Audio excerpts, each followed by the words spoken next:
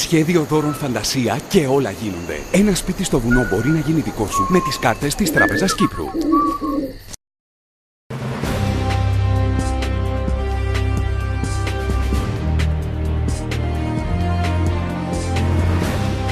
You're watching the latest news from financialmirror.tv.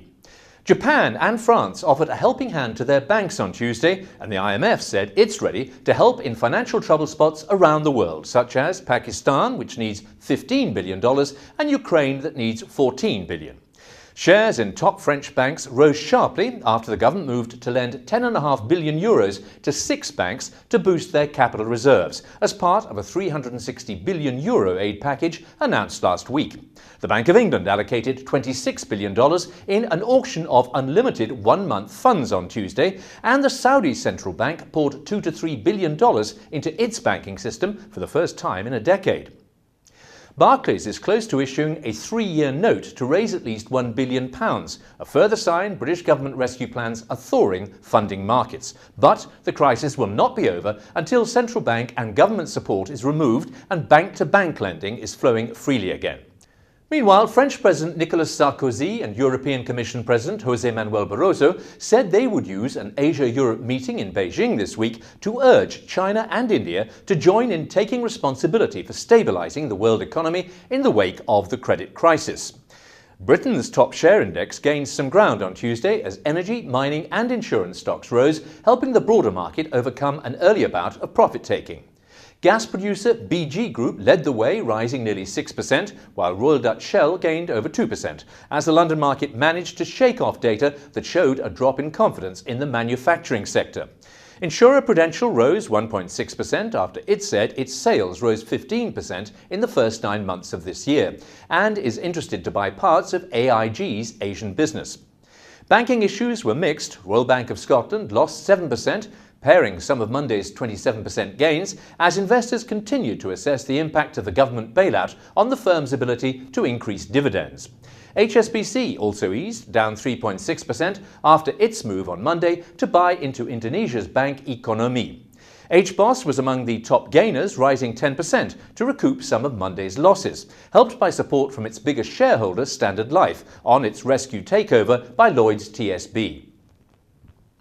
The World Economic Forum in Davos, where 2,000 of the world's business and political elite meet every year, hopes January's gathering will do a better job of responding to the financial crisis than current ad hoc action.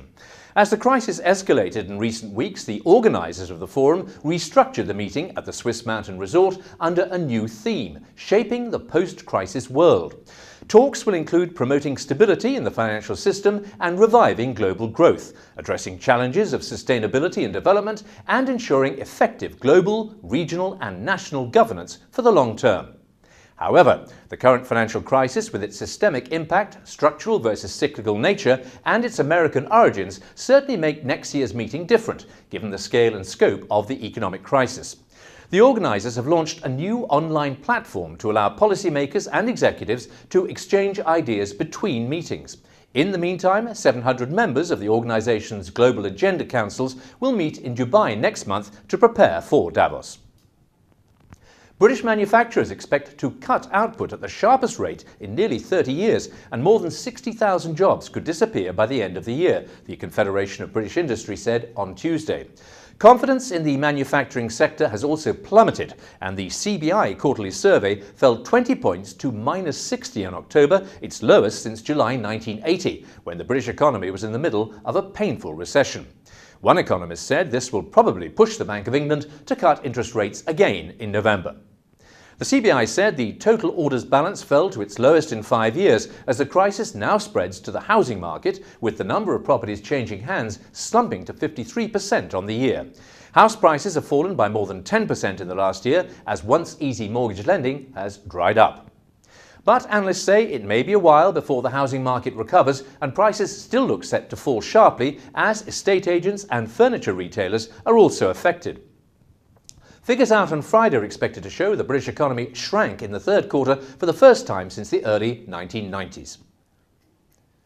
The faltering global economy, coupled with a rise in shipping piracy, looks set to end the high times for the Suez Canal and the town Egyptians call its bride. The waterway had helped the world's most populous Arab country to its fastest growth in decades. A surge in global trade powered by China and India, higher global shipping costs, capacity problems with the Panama Canal, and higher oil prices forcing shippers to take shorter routes have made it possible to hike canal fees from April by 7%, while August revenues hit another monthly record of $505 million.